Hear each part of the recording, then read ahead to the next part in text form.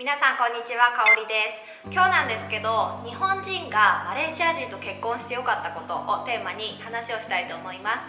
まずこのチャンネルを初めて見てくださる方のために簡単に説明すると、私は日本人なんですけど、主人が中華系マレーシア人で、私たちは国際結婚をしました。それで私たち夫婦の間にはマレーシアで生まれた子供が2人います。それで子育てをしながら現在はマレーシアで生活をしています。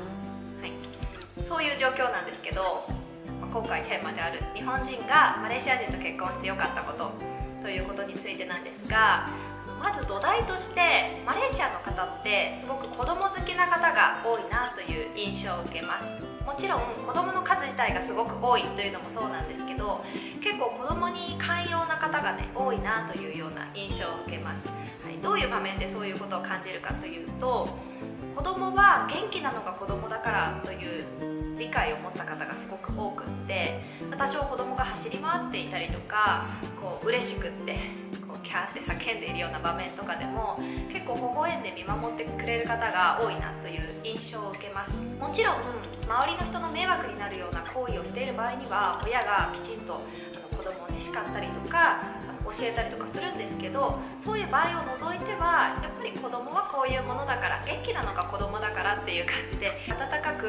微笑んで見守ってくれる方がね多いなというような、印象を受けます。私も実際にまだ自分の子供たちがすごく小さい赤ちゃんの時に連れてお出かけとかしたりすると、結構たくさんの方が声をかけてくださって、それは男性も女性もなんですけど、男の子女の子とか何ヶ月とか言って気さくに話しかけてくれる、マレーシア人の方がすごく多かったので、そういうね一面からもまず土台としてマレーシアの方って子供好きな方がね多いなという印象を受けました。そういうベースがあるので、男性の中でも子供好きな方が結構多いなというふうに感じました。それで男性の方が子供が好きだとか育児に積極的だっていうのを結構マレーシアに来て感じる場面がねすごく強かったんですけど、どういう場面でそれを感じたかというと、まず妊娠期間中の妊婦検診の時にそのことを感じました。日本ってほとんどの方が妊婦検診っていうのは妊婦さんが1人で行くものだと思います。私もさっきもお話しした通り2度のね出産をマレーシアで経験しました。2人とも国立の大学病院で出産したんですけど、毎回妊婦検診に行くと待合室にものすごい数の妊婦さんたちが来ていて、今までかなりの数の妊婦さんたちをね目にしたんですけど、その中でもほとんどの方たちが妊婦さんお一人じゃなくってパートナーの方と一緒に検診に来ているっていう方がほとんどでした。こっちマレーシアでは妊婦さんが一人で検診に来ているという姿を見つける方が逆に難しいぐらい、ほとんどの方がパートナーと一緒に来ていて、日本との、ね、違いをそこで感じることがありました。日本ではまだ男性は仕事に行って家族を養うことに専念する、女性は家事に専念したりとか子育てに専念する、そういう文化がまだまだ根付いているなというふうに、感じます。なので多分日本では男性の方が妊婦検診に付き添いするために仕事場に半休をお願いする、その男性側もちょっと恥ずかしさがあったりとか、日本ってもともとそういう文化がまだまだ根付いていないので、その職場自体もそういう申し出を受け入れる体制が整っていなかったり、そういうことに対する理解がまだちょっと追いついていない部分はあるかもしれないなというふうに感じます。私もそのことについてそのマレーシア人の、主人に聞いてみたんですけど、マレーシアでは男性が妊婦検診の付き添いのために半休を申し出るっていうことはもう特になんだ普通のことで、よっぽどその職場の繁忙期であったりとかどうしても抜け出せない会議、そういうものを除けば通常は普通に半休を取って妊婦検診の付き添いに行くことができるよというふうにね言っていました。で、私の主人も含めてなんですけど、どうして妊婦検診に一緒に付き添いに行ってくれるのっていうふうに私も聞いたことが主人にあるんですけど、主人から返ってきた答えはやっぱり子供が生まれる前であっても夫婦2人の子供だから毎回検診に行ってエコーでお腹の子供の様子を見たりとか、先生に子供成長のお話を聞いたりとか、一緒にするのは当たり前のことだよっていうような返事が返ってきて、なるほどなというふうに感じました。やっぱり生まれる前から自分の子供っていう風に認識している男性が、私の主人も含めなんですけど、マレーシアの男性はもしかしたら多いのかな。だから妊婦検診にパートナーとね一緒に来られる妊婦さんが多いのかなっていう風に、そこでもね文化の違いを感じました。でマレーシアの男性が子供が好きで子育てに積極的だなって感じる場面は他にもあって、私の子供は今2人とも幼稚園に通っているんですけど、毎朝ね今2人で子供の幼稚園の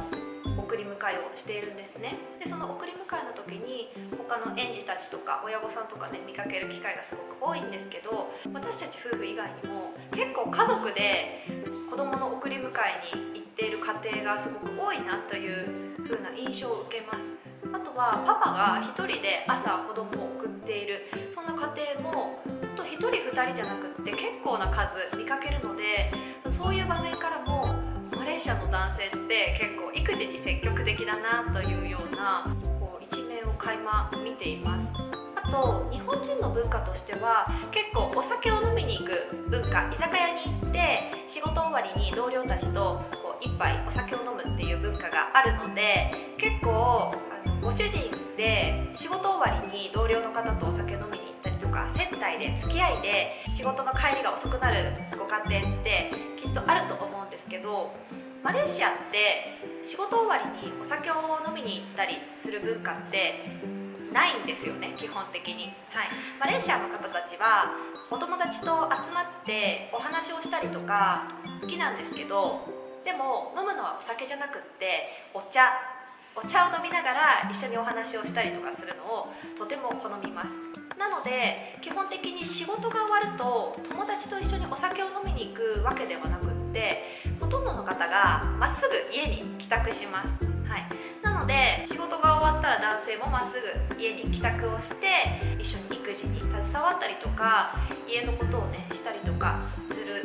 そういう姿はねすごくいいなと思いました。また文化の違いとかも関係しているので、どちらがどうだとかっていう風に決めつけているわけではないんですけど、またそういう一面からも男性がね育児に積極的に参加しているっていう姿を垣間見ています。もちろん日本人の男性の中にも子供が好きな方とか育児に積極的な方って絶対いらっしゃると思うので、日本人だからこうだとかマレーシア人だからこうだとか、そういう風に